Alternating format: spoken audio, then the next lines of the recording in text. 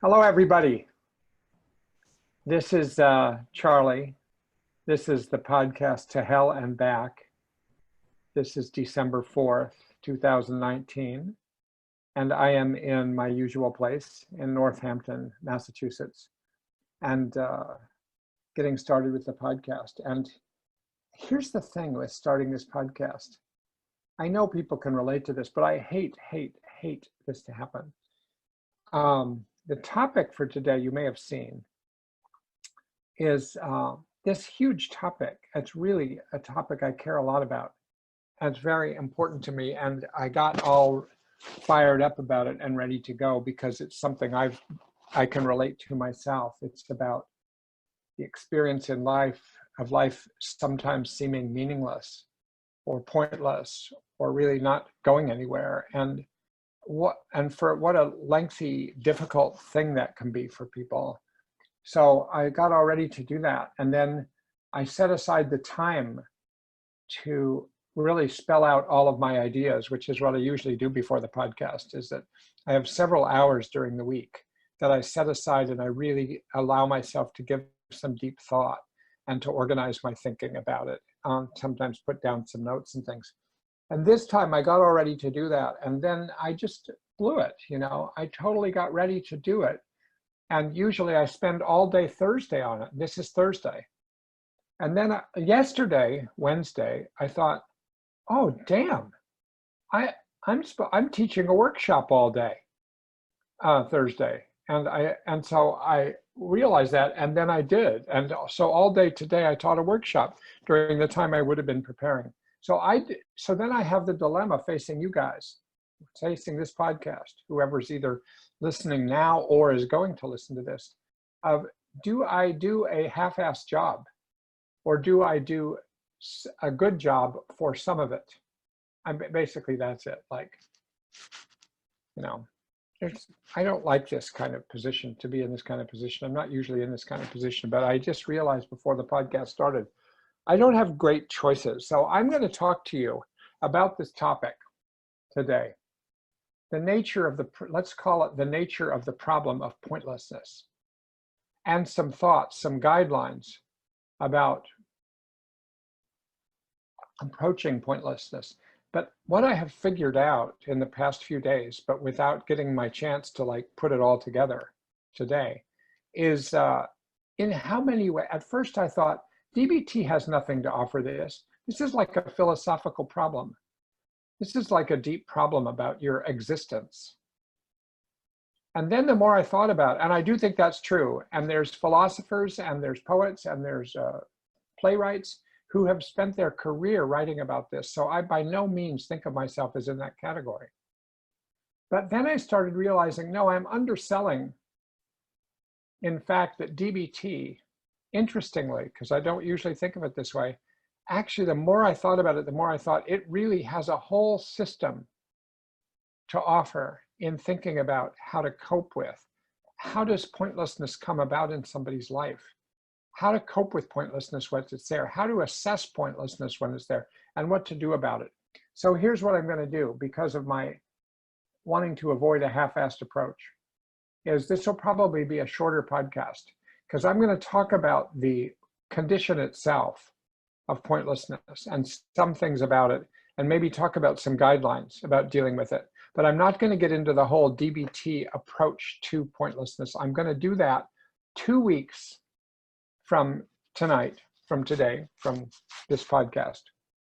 Okay, so now let me tell you what I'm doing in the next podcast and in January, just to bring you guys up to date with some things, and then I'll get started with the thing about pointlessness. First of all, next week, last December, I had a podcast that was focused in a conversation with John Mader from North Carolina, who's a really skilled and experienced DBT skills teacher and therapist. And John and I had a conversation about coping with the stresses and the emotional difficulties of the holidays. And we did it as a kind of a coping ahead. Here's lots of ideas about how to cope with that.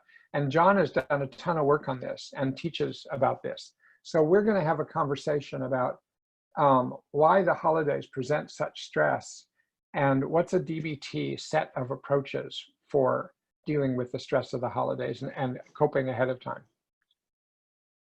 Then the following week, which will be the 18th of December, I'm going to return to the topic I'm talking about today. I'll have had then time to really spell out what a DBT approach to pointlessness would be in more detail. Then comes the holidays. After the holidays, I just want to let you know in advance, and I'll be posting this also in the various places this podcast is posted. There is a therapist and DBT expert at Yale University, Seth Axelrod. And Seth actually just a couple of weeks ago received the really wonderful award of being the outstanding teacher in DBT by the group called the Is It DBT. It's the annual DBT meeting for the United States, and many people come from other countries. It's sort of the big meeting of the year. And every 2 or 3 years, an educator award is given, and Seth got it. And he's just really an interesting human being. And Seth, though, has coped for the last few years with cancer at a relatively young age. And he's been dealing with this and dealing with the treatments of cancer and the consequences of cancer and the emotions and the thoughts that go with cancer. And he has agreed to talk with me for 3 consecutive podcasts in January 16th and 23rd and 30th. Seth and I are going to talk together, and I'm going to basically interview him about what it's been like to have cancer and what has his practice and learning in DBT and DBT skills brought to him that has helped him cope and regulate himself throughout having cancer, during which he has stayed incredibly active and is still, winning the award as the best teacher of DBT. So it's really going to be an interesting thing. So I just want to let you know about those things. 2 other things. There's going to be, I've done this podcast for 2 years plus, 2 years and 3 months. And I've always had the imagination, after I did a lot of these, gosh, I should do an in-person to hell and back workshop or something, conference or something. And so I'm doing a workshop for 2 days in Lancaster, Pennsylvania, in April 20th and 21st, if anybody's anywhere near Pennsylvania. And the title of the workshop is something like To Hell and Back, Using DBT for Emotion Regulation. So I just want to let you know about that. And the group putting it on, if you Googled their organization, is called J&K Seminars. And they're in Pennsylvania, J&K Seminars. So their website would probably, it must have this posted by now for registration.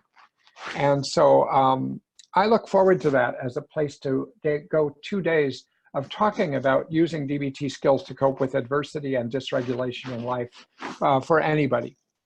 And then I'm also doing a similar workshop for those of you in Massachusetts or near Western Massachusetts in Northampton, my town, April 2nd and 3rd.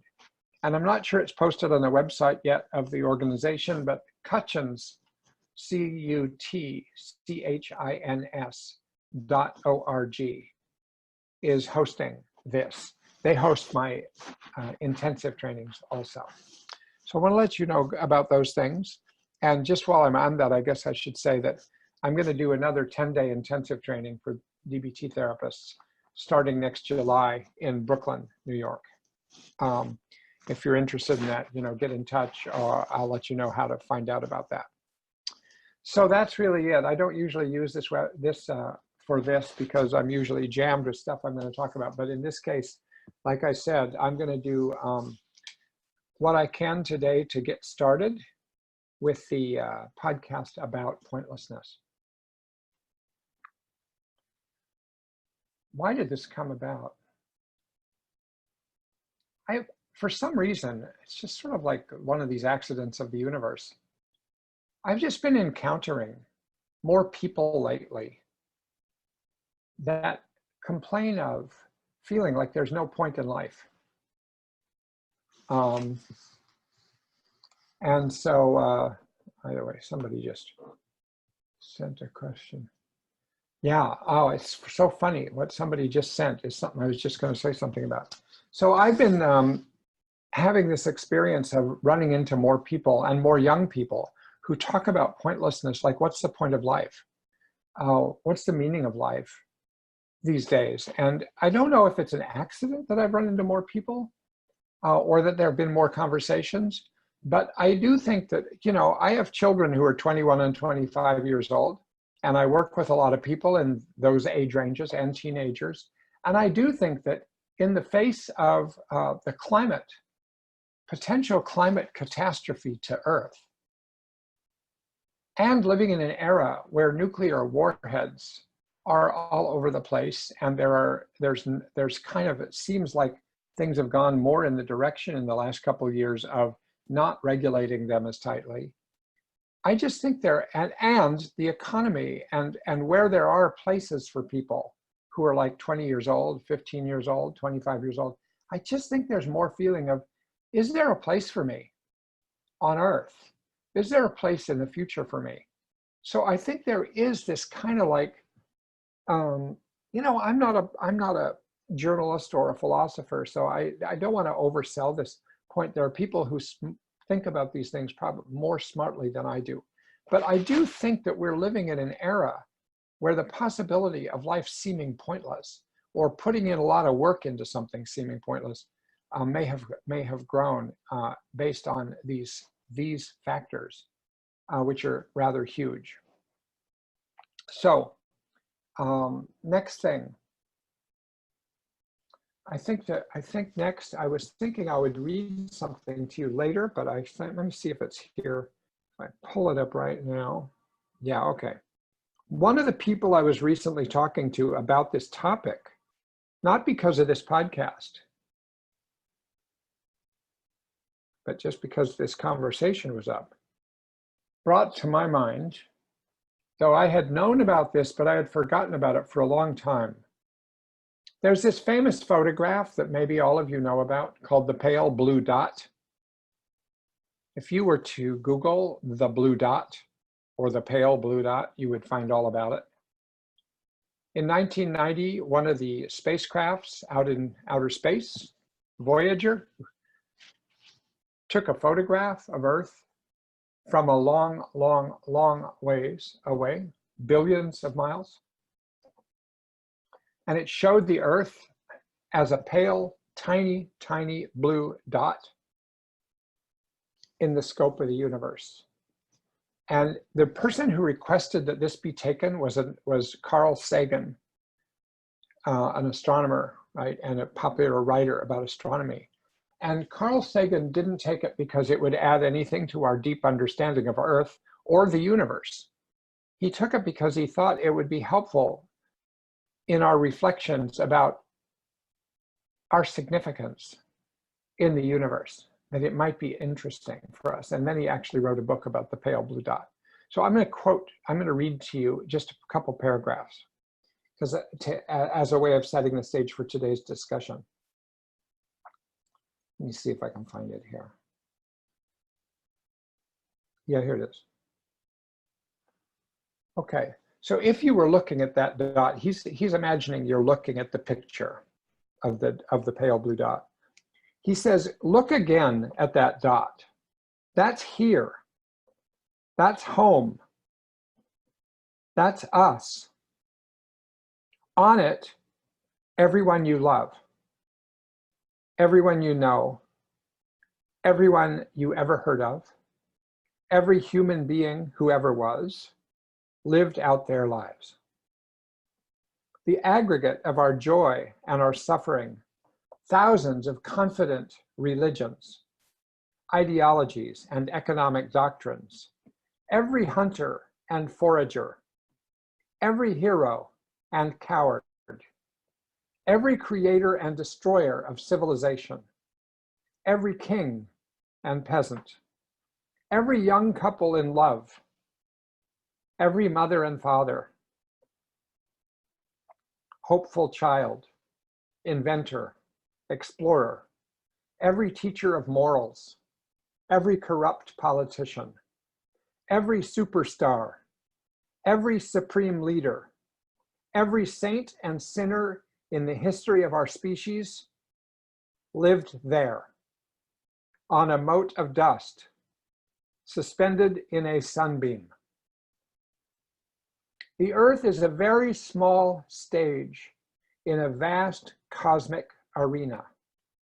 Think of the rivers of blood spilled by all those generals and emperors, so that in glory and triumph, they could become the momentary masters of a fraction of a dot. Think of the endless cruelties visited by the inhabitants of one corner of this pixel on the scarcely distinguishable inhabitants of some other corner. How frequent their misunderstandings, how eager they are to kill one another, how fervent their hatred. Our posturings, our imagined self-importance, the delusion that we have some privileged position in the universe are challenged by this pale point of light. Our planet is a lonely speck in the great enveloping cosmic dark. In our obscurity, in all this vastness, there is no hint that help will come from elsewhere to save us from ourselves. The Earth is the only world known so far to harbor life. There is nowhere else, at least in the near future, to which our species could migrate. Visit, yes. Settle, not yet. Like it or not, for the moment, the Earth is where we make our stand. It has been said that astronomy is a humbling and character-building experience. There is perhaps no better demonstration of the folly of human conceits than this distant image of our tiny world. To me, it underscores our responsibility to deal more kindly with one another and to preserve and cherish the pale blue dot, the only home we've ever known. So that was Carl Sagan. I'm using that as a jump-off point. Now I want to read you some things I was writing in preparation for this to capture what is it about this that I wanted to talk about. And as I've told you who were listening at the beginning, that I will be talking about the problem and a few guidelines, but then I'm going to come back in 2 weeks for a more full discussion of how I think one could approach the whole thing from a DBT perspective. So what's the point? This is what I've been hearing and what I sometimes think about myself. What is the point of being born, growing up, going to school, getting a job, getting married, having a family, retiring, and then dying?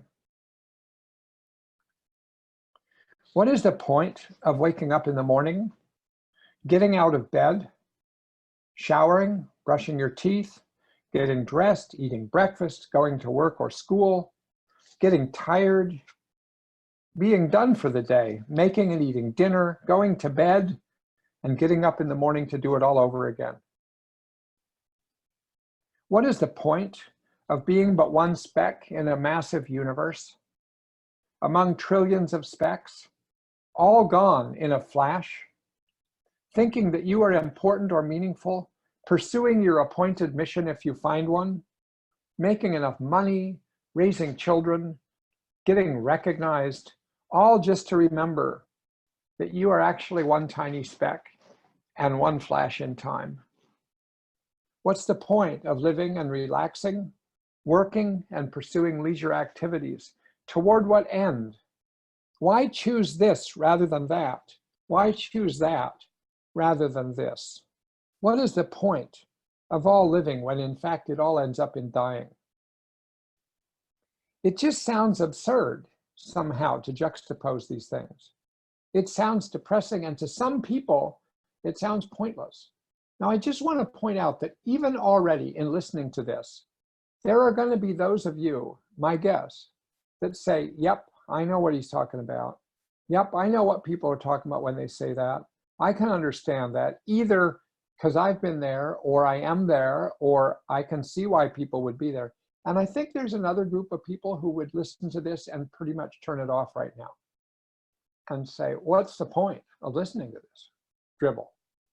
You know, because I think there are a lot of people who just don't think like this at all and can't think like this, which is understandable, you know, and they're kind of like, in a way, they might be fortunate to not ever think about this. So many of us in life seem to be filled with some degree of mission, a sense of mission, of passion, of meaning, of significance, of doing important things, important work, raising a family that seems important. So many have enthusiasm about these essentially temporary pursuits on the pale blue dot. What's going on with people who think that way? Are they the normal ones? Are they in a delusion, a delusional bubble? Or are those people who don't see the point in living, who are considering that life might not be worth continuing? Are those people, you know, not in touch with reality, but actually they're caught in a depression? You could argue that thoughts and feelings of pointlessness are symptoms of depression. And in some cases, I imagine that's true. That the same person who holds pessimistic views of the future, the world, and the self also has all the other symptoms of depression: poor sleep, poor appetite, poor concentration, intense guilt, sometimes sadness, tearfulness, thoughts about suicide, all these things, biological and mental, that are what we consider to be a depression.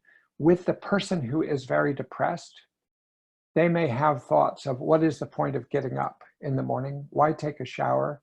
Why get dressed? Why go anywhere? Why do anything?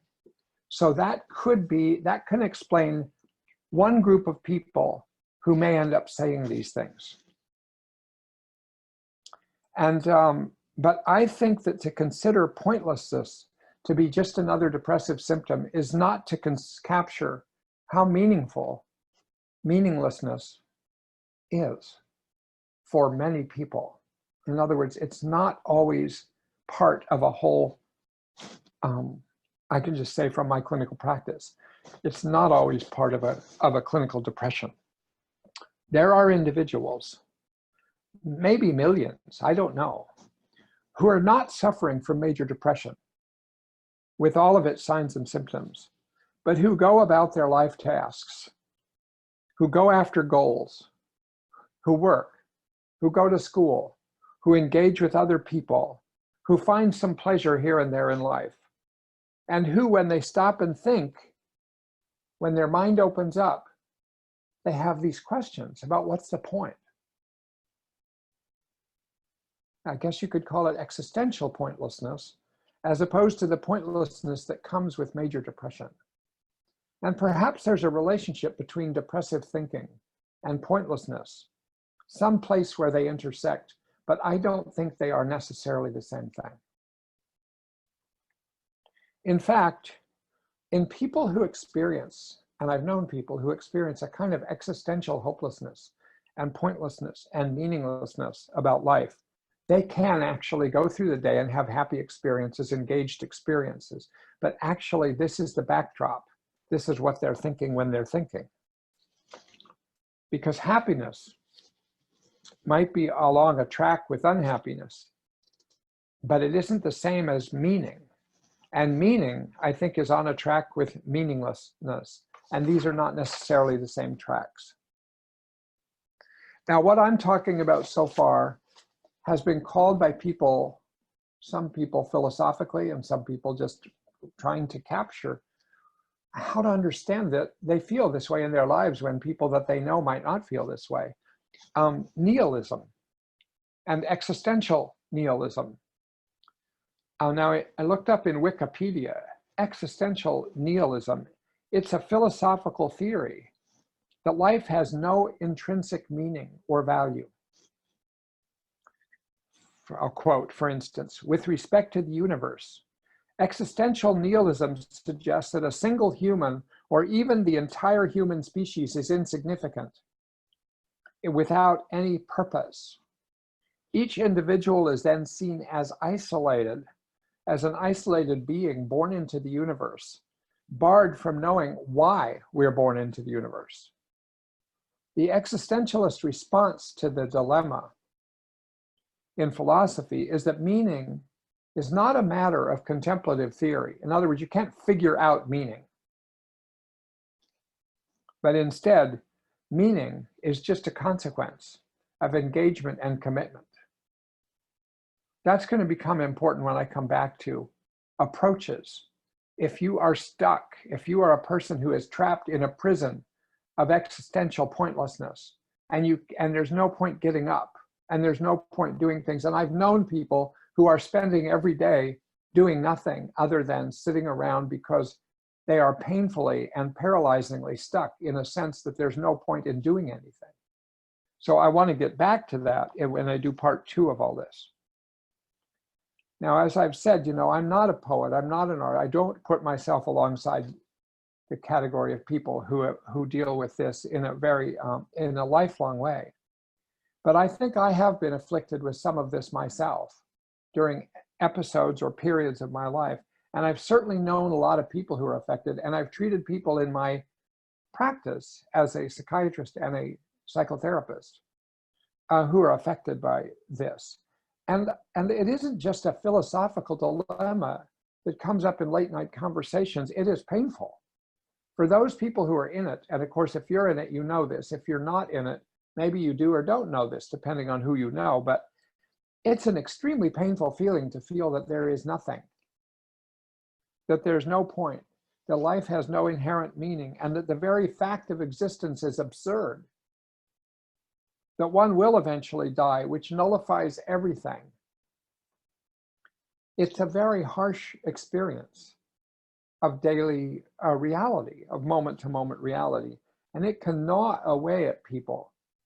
And I know people into their 30s and 40s who have suffered with this, and they have lost connection with a sense of what the point is, and it is gnawing away at them, and they've tried lots of solutions, and they just have, some people have not gotten out of it. It can really destroy hopes and dreams and talents and possibilities of connection and things in life that bring other people meaning. This sense of things being pointless or meaningless, I don't think is associated with or attached to any one particular group. This isn't just something that people who are teenagers struggle with when they start to think about life, or people who are in college struggle with when they're thinking. This is something people think about. I think I've known people, when I stopped and thought about this, ranging from age 7 to people in their 80s that have thought about these things and felt these things and struggled with these things and wondered whether life is worth living.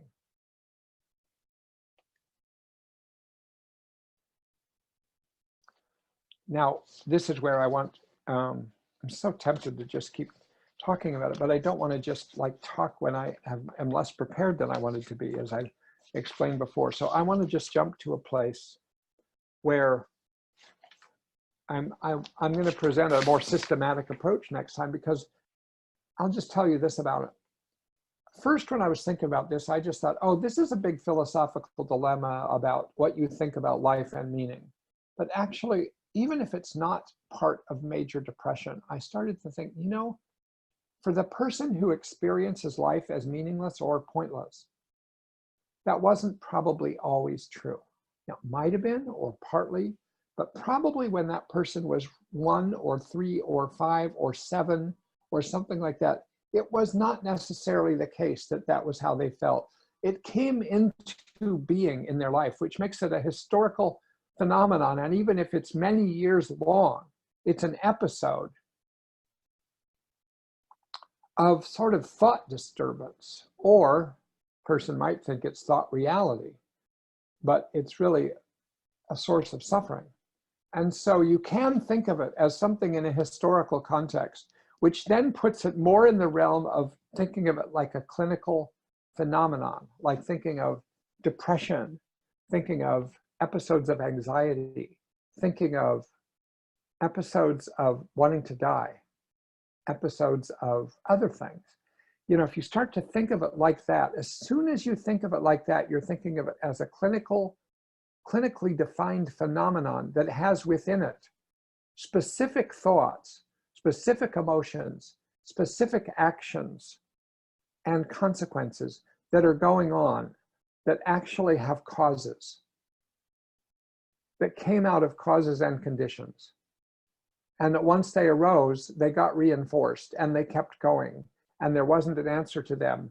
And they consumed somebody's life so that their life becomes something like a prison, like addictions.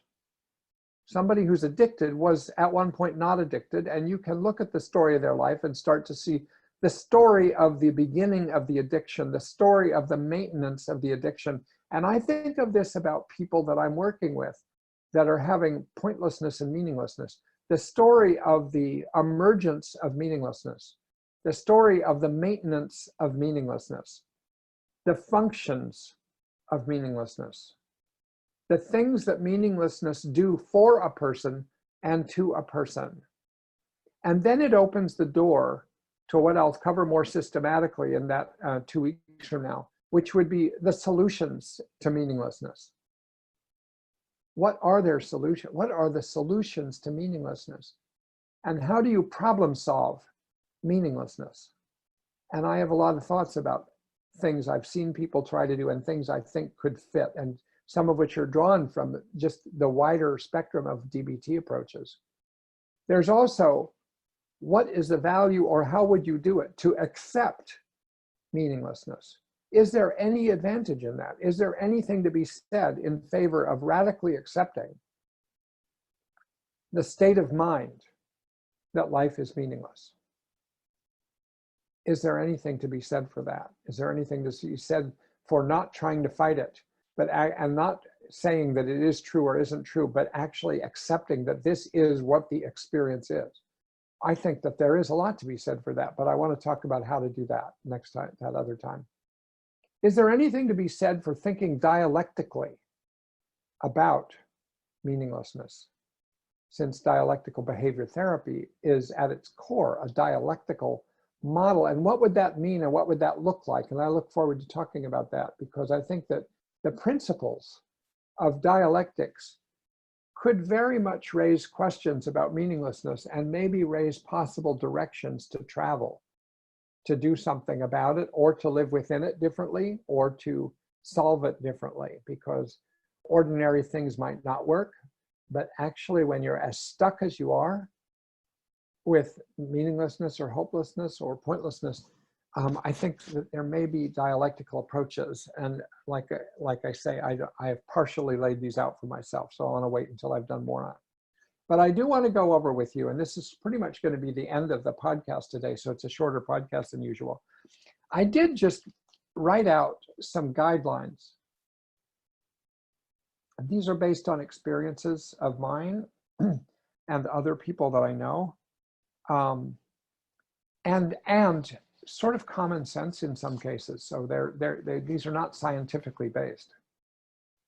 But you know, I am going to recommend, when I talk more about this, that one go through a process of assessing the nature of pointlessness, because I think it's different for different people, and you want to spell out what it is you're talking about, because one person's pointlessness is not another person's pointlessness. But in general, here's some guidelines I think about, subject to modification.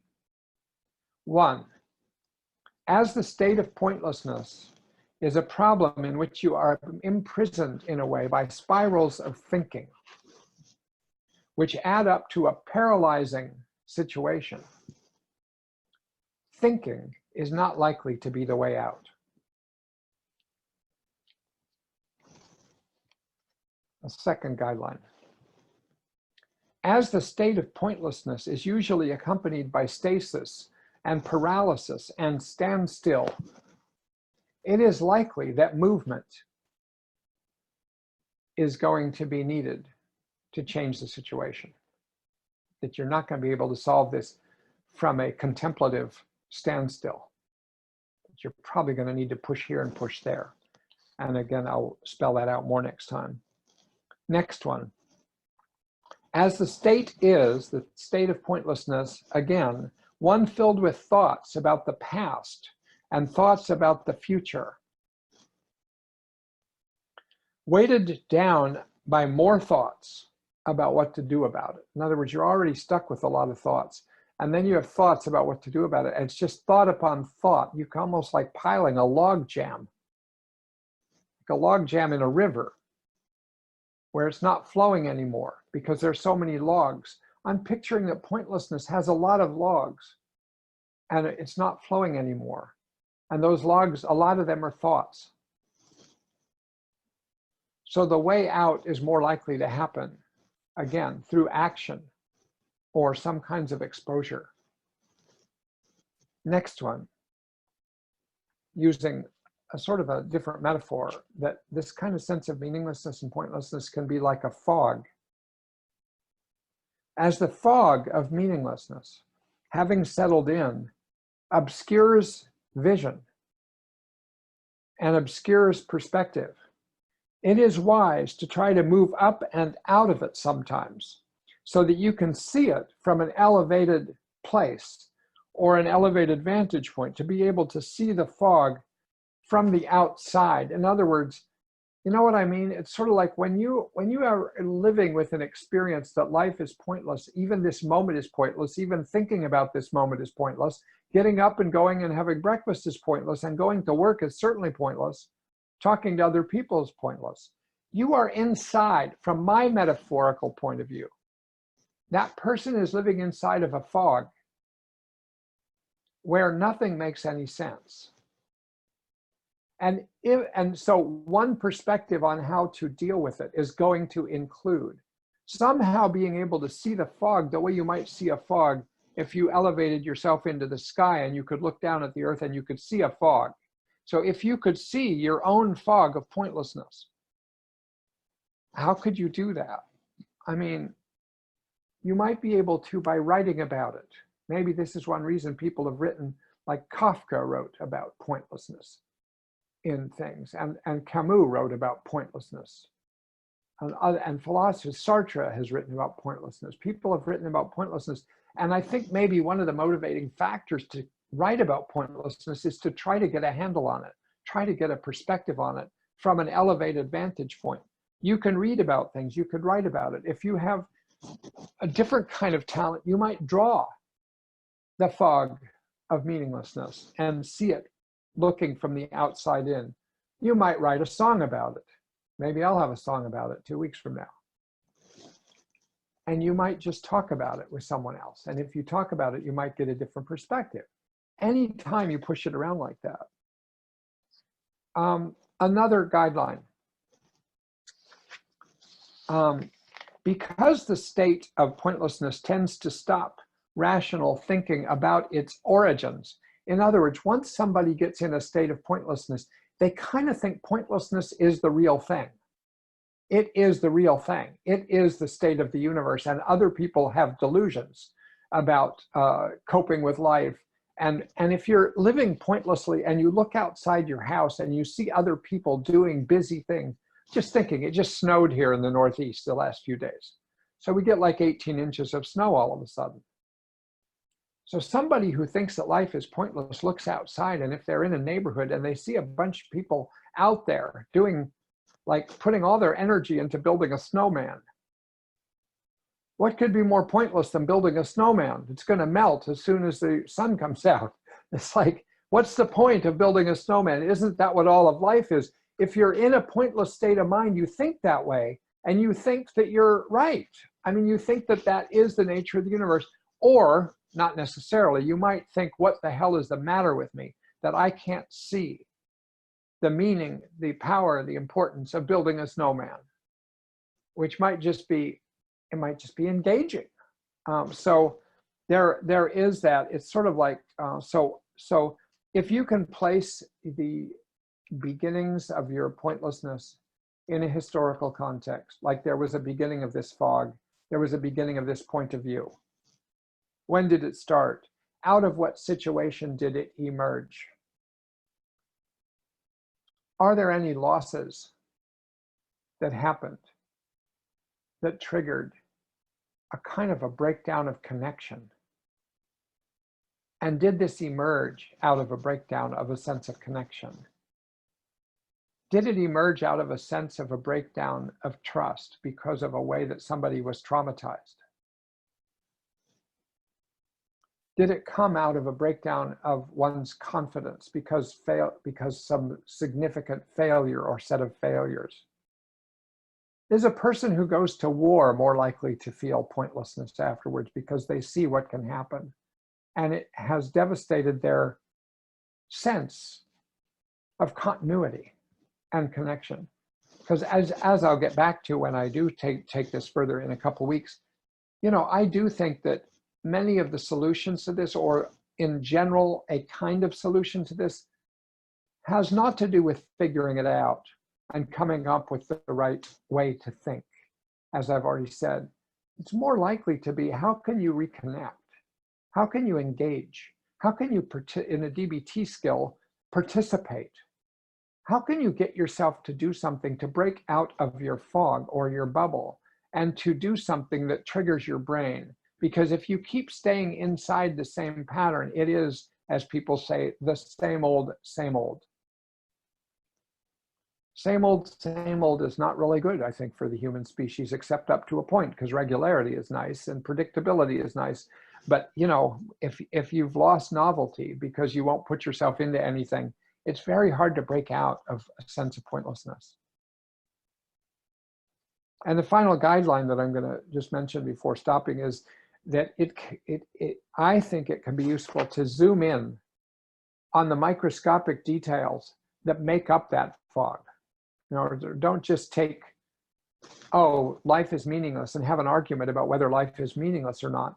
It's like, what exactly is your experience of life being meaningless? What are your thoughts within that fog? What are your behaviors in that fog? What do you do? What do you not do? What do you try doing? Like I had a conversation with somebody not very long ago about this, who is in the middle of this and who has interrupted her life course for the time being because she wonders, what is the point of going on? And I said to her something like what I've been saying to you. I said to her, what if you realized that there was a time when you were a little girl, and then a bigger girl and a bigger girl, that actually you didn't think life was meaningless. Maybe you thought life had a point. Do you think that was true? She said, yeah, I do. I didn't always think this way. Okay. So it came out of something. It didn't come out of nothing. So I want you to think about it for just a minute without knowing if there's an answer to this. Can you imagine out of what context in your life, interactions in your life, emerged this sense that life is pointless? And she paused for a minute. She talked about something else, but then within 1 minute, she was talking about a challenge, huge challenge, not a small challenge, in her relationship with her parents that made her wonder what was the point actually of continuing to relate to them. So actually, it didn't start with all of life is pointless. It started with, what's the point of continuing to have conversations with my parents under these circumstances, which is a much more specific thing to focus on. And it gives more possibilities of doing something about it. Let me tell you about one other little story, and then we'll I keep saying we're going to end. Look at this. I'm going to have a whole podcast after all.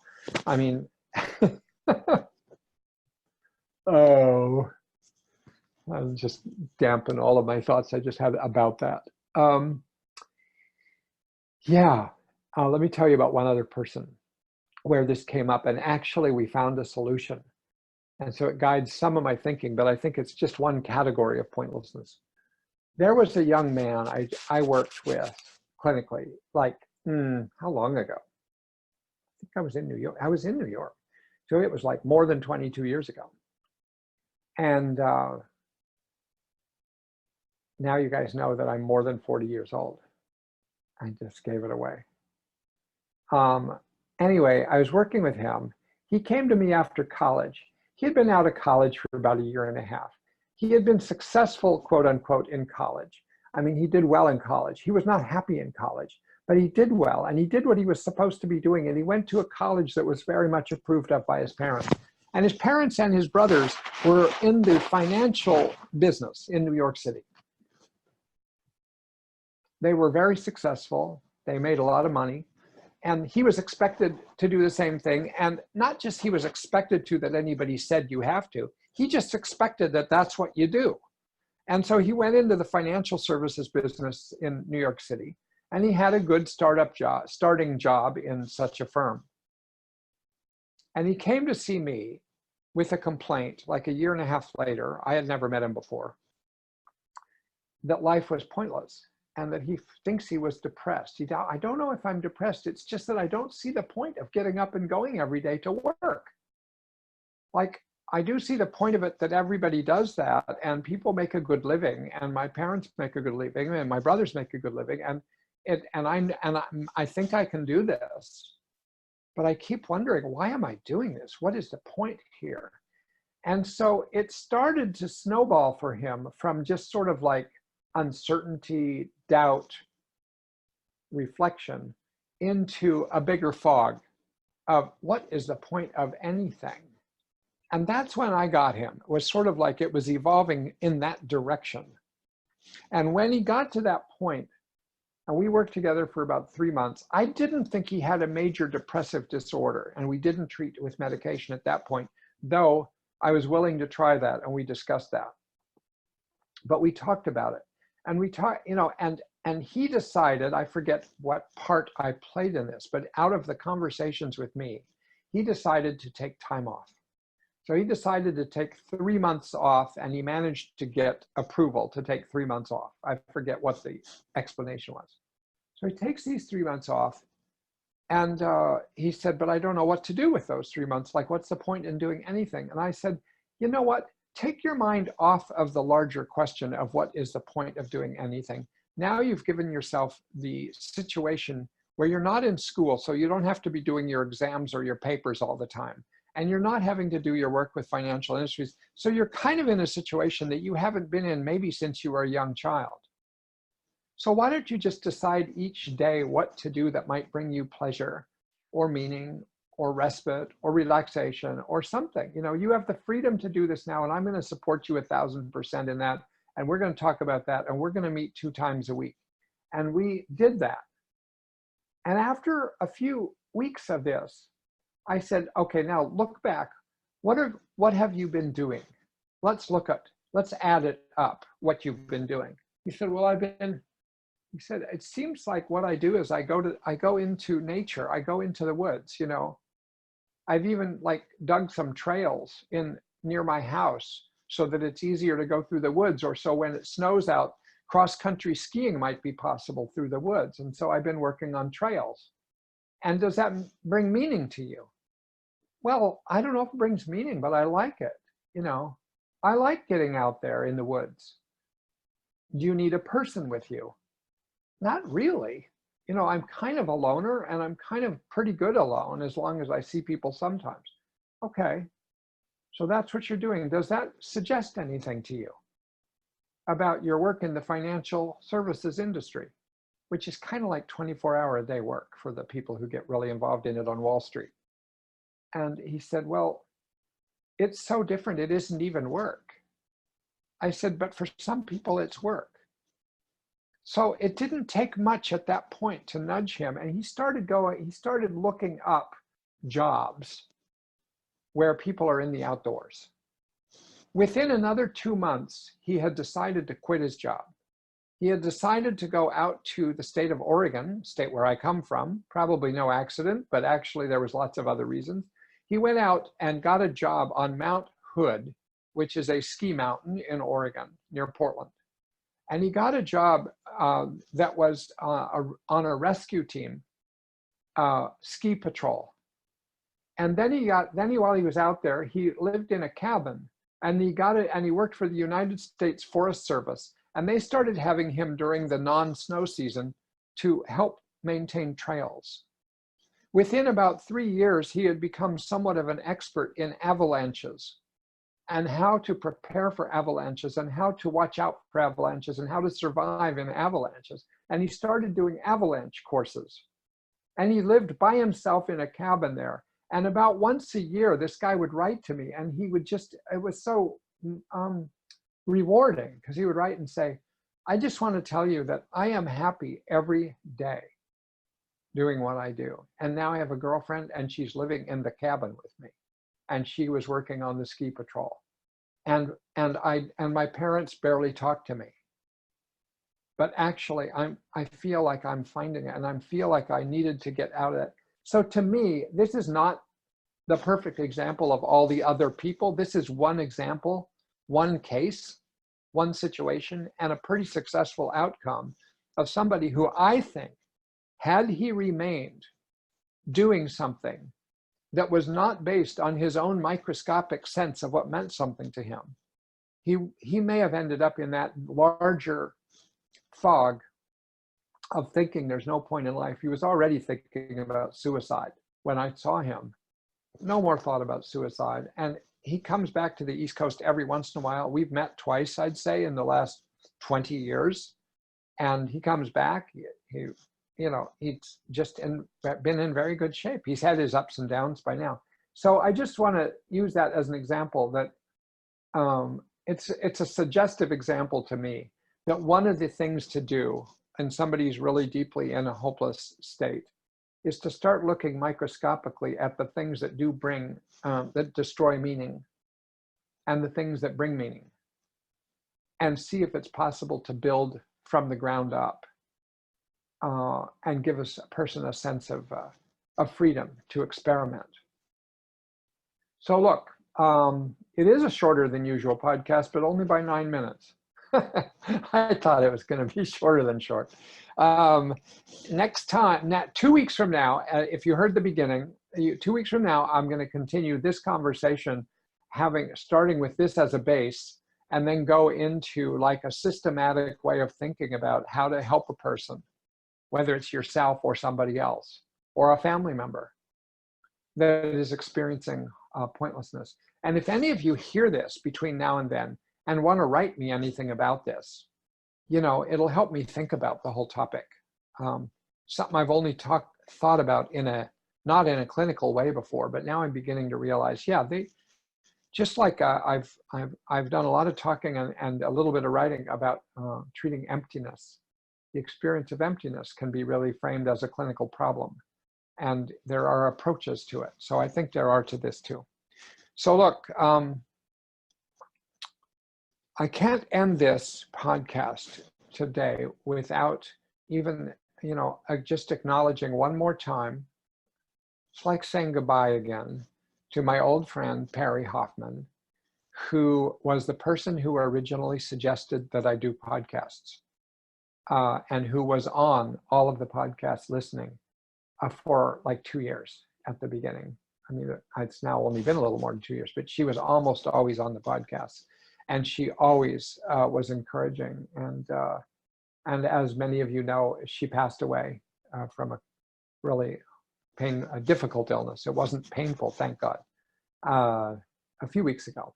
So I just, from the point of view of this being the podcast, that might not have been like this if she hadn't suggested podcasts to me when I was looking for something else. So I want to say thank you to her.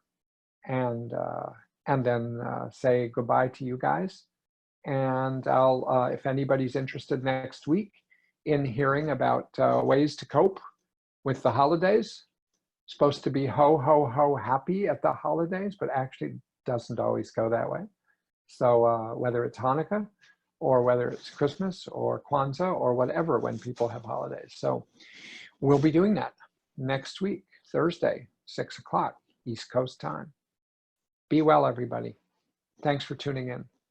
Bye-bye.